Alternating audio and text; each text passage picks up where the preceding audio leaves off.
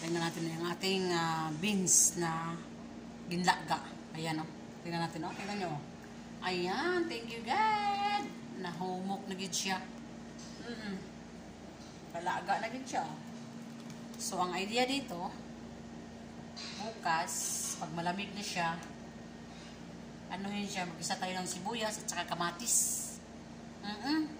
Lagyan natin siya ng kurkum. Depende kung gusto nyo kurkum, lagyan natin ng buharat. Kumbaga, asin. Or kamon. Or paminta. Ayan. Kung gusto nyo lagyan ng maji, pwede sa inyo. Kung sa akin, wala na yung maji. Kaya sa aking mga alaga, ayaw nila kumain ng maji.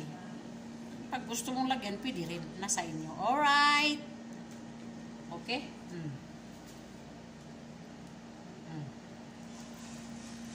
Humok na siya, pero humukon pa natin dik maayo. Laga pa natin ng maayos. So, kalating oras na lang, no? Ayan, no? Humok na siya. Ayan. So, hintayin na lang natin mag-ano siya. Mawala yung sabaw. Habang may oras pa. Diba? Habang may trabaho tayo sa ibang trabaho, trabaho tayo ng iba,